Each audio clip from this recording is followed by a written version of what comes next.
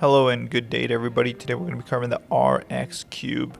It's pretty much a receiver that can be accessed through transmitters and its specified app, which does have a very simplified and user-friendly interface. Um, I really like this because it just simplifies the whole game, right? So no longer do you have to, struggle with trying to program anything. And if you do want to program anything, it only takes just a couple of minutes. So just going to jump into some of the specs that we can look into when it comes to the RX Cube.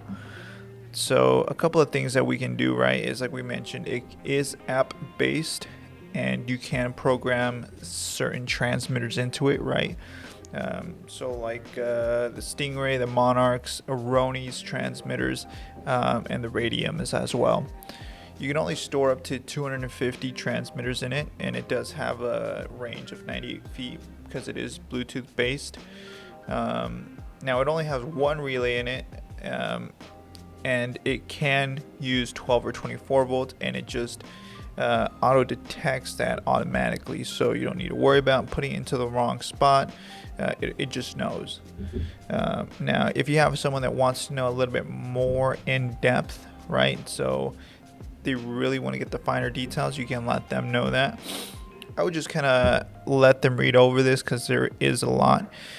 But some of the quick things that you can let them know is that the operating frequency is a 433 megahertz. So it is pretty good. They should be doing really good on range. It is rolling code or hopping code as it's also known. And it will work with Android and iOS, as long as on Android they have firmware of 5.1 and newer, and on iOS they have iOS 10 and newer. This receiver can activate like a normal receiver, so it can do pulse, it can do latching, and it can do time. So when it does pulsed, right, it's just gonna, with one click, it's gonna activate, and then it's gonna disengage on its own. With latched, with one click, it's gonna activate, and then you have to activate it again so it can turn itself off, right? And timed is similar to pulsed, but it gives you a little bit more customization. So with one click, it's gonna go ahead and activate, and then during that time you specified, it's then gonna wait until that time runs out, and then it's going to disengage on its own. So it's really neat, and it can go down to as low as 1 second up to 23 hours if you even want that. And I mean, since it is our standard relays in there, it does come with common, normally opening, normally closed, which is good to know because you can run mag locks on it as long as you give it the proper power that it needs. And so I don't see that a lot of people are going to be running into a lot of issues with this. It's actually going to simplify the game a lot. Now, there are other things such as like when we get into it and we're looking directly at the receiver, we're going to see that it's got a bunch of LEDs, and what do they mean, right? So pretty much when you first power it on, you're going to see a green LED, right? That just means that the receiver is powered on, but it's not connected to Bluetooth yet, right? Now, when you see that it starts flashing orange and green, that's because the green is because it's powered on, right? And the orange and the flashing of both of them just means that you are now connected with your Bluetooth device to the receiver. And so that's why it's flashing like that, right? And whenever you activate it, you're going to get a solid orange light, right? Now, if you are still connected with your Bluetooth device, you're going to get a solid orange and green. But let's say you latched the receiver and the relay is still active, and then you close out the app, it's just going to be a solid orange. That's why it's just orange. And when I can show you guys this part in just a second here, but pretty much it's going to ask for a couple of things when you're first setting it up, right? And that first bit is going to be a password. And so the administrator password and the installer password are both very similar, except for one regard, right? The administrator can go ahead and reset the password. So instead of having it be 11111, I can change it to whatever I want it to be, 12345. And so it just gives you that customization. So if you don't want someone to be able to go ahead and change the password, you just give them the installer one, and you're pretty much set there. Now let's kind of go over to the app and kind of show you the device physically so you guys can get a better understanding of it. So over here we can see that we have the RxCube app, and so to go ahead and run through that, let's just go ahead and click that, and let's start off at the home page here. So with the home page, there's a couple of things we can do, right? So it's just gonna get us around the app a little bit easier.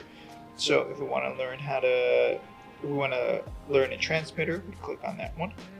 If we want to go ahead and look at our settings in the relay modes, we click on that one. If we want to go ahead and activate the relay, we click on that one.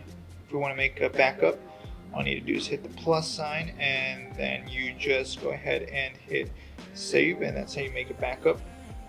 And then info, I'll blur some of the stuff out here, but pretty much it's just going to tell you a lot of more in-depth details of the app and your phone that you are using.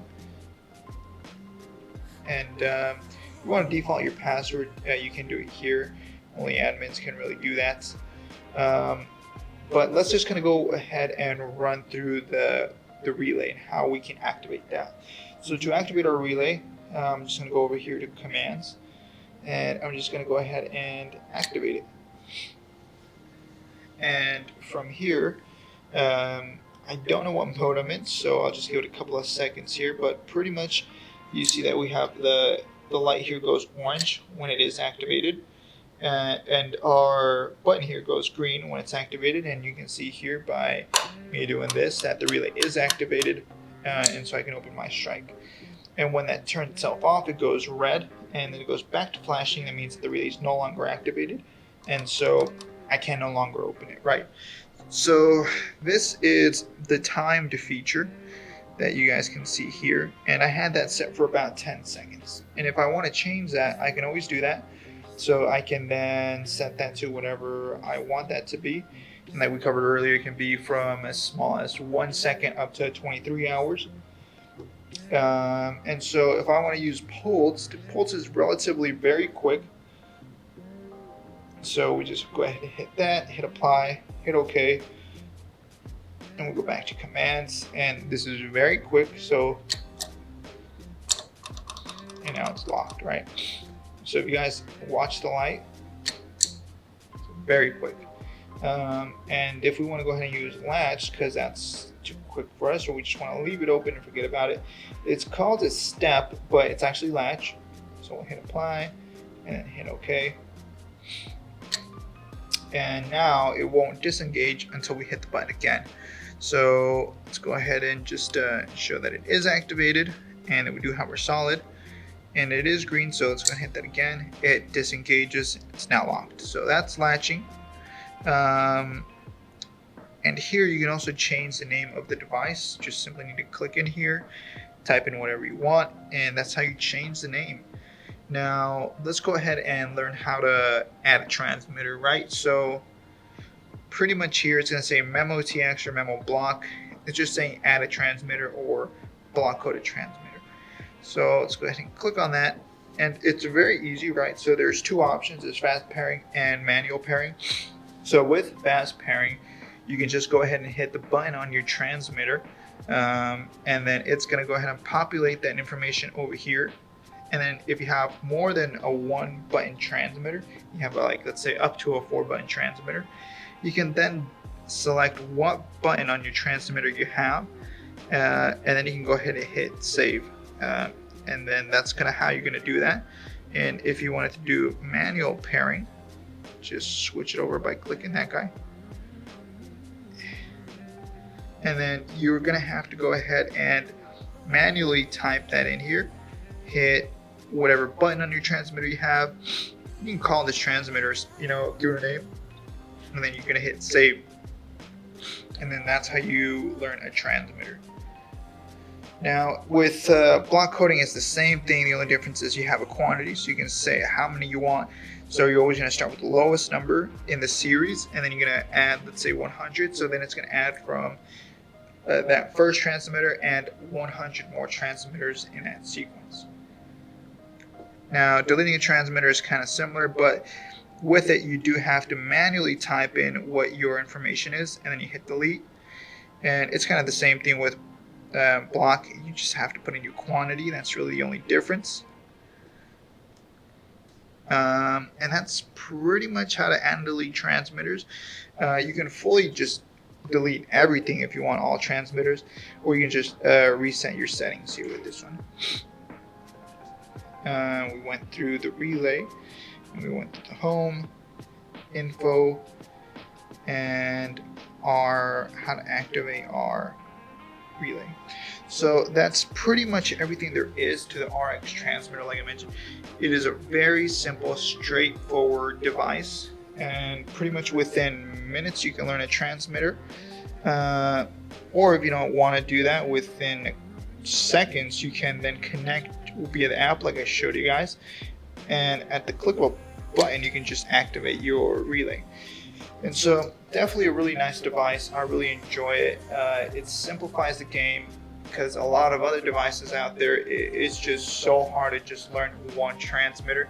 It takes steps, it takes credentials, all that. But with this, you don't have to worry about that. Literally 5 minutes, you're in and you're out. Now, if you guys do want to know how I wired my Strike to my relay, we can go over that in another topic. Leave some comments down below if you guys want to know that. Yeah, if you guys have any questions about the RX Cube, or you guys want to get more information on that, want to know pricing or when that's available, just give us a call. I'll go ahead and leave our number at the end, and just let us know. Until the next one, peace.